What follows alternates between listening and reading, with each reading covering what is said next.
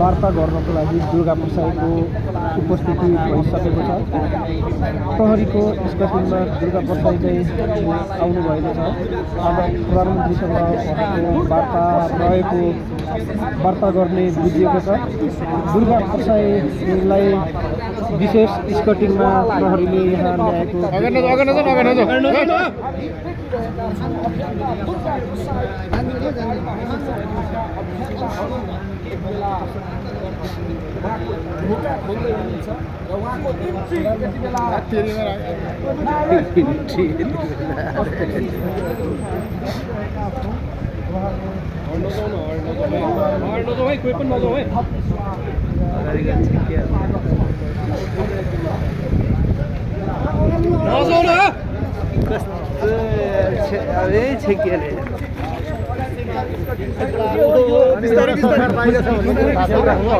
बाहिरको सरकार भित्रको सरकारसँग आज के को लागि हो?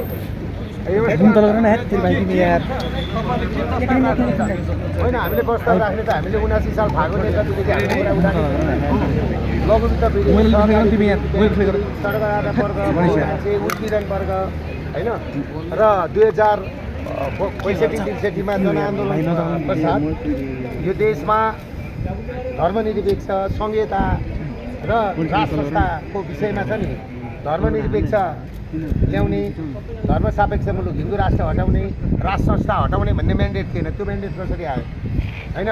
र यिनै फटाइ ती सरकारले गरेकोले गर्दाखेरि अहिले यो सरकार आएको छ। यो सरकारले सच्याउनुपर्छ र यो नेपालले अब राम्रोसँगले चाहिँ निकासको बाटो पाएर विकासका गतिमा अघि बढ्नुपर्छ भन्ने हाम्रो कुरा हो। होइन, मैले गणतन्त्रको प्रधानमन्त्रीलाई राज संस्था मागेको होइन, कुरा भन्नु होइन। यो व्यवस्था फ्याँक्नुपर्छ भनेर चाहिँ मागेको। अनि हिजो प्रचण्डहरू पनि त गिरिजाप्रसाद कोइरालासँग आएर बालवाटारमा मागेकै हुन् नि त। अनि आज म पनि माग्न आएको। तर माग्दा के पाउने कति होइन, त्यो त भएन भनेदेखि प्रचण्डहरूले विद्रोह गरेका थिए, हामी पनि निशस्त्र विद्रोह गरौँ न।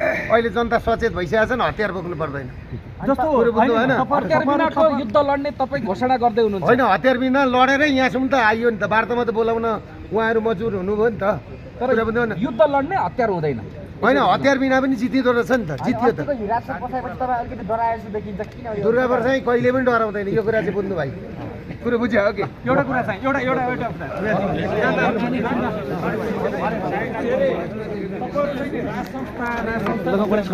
राजा आफै पनि तयार त्यो चाहिँ राजालाई तपाईँले सोध्नुहोस्, मलाई सोध्ने तर एउटा कुरो के छ भने नि राजालाई भन्दा पनि नि यो देशलाई आज राज संस्था आवश्यक छ क्या। उच्च सुरक्षा घेरासहित यति बेला दुर्गा प्रसाई भइसकेको छ। दलको सहितमा आउनु भएको छ। हामी देखिरहेका छौँ उहाँको आफ्नै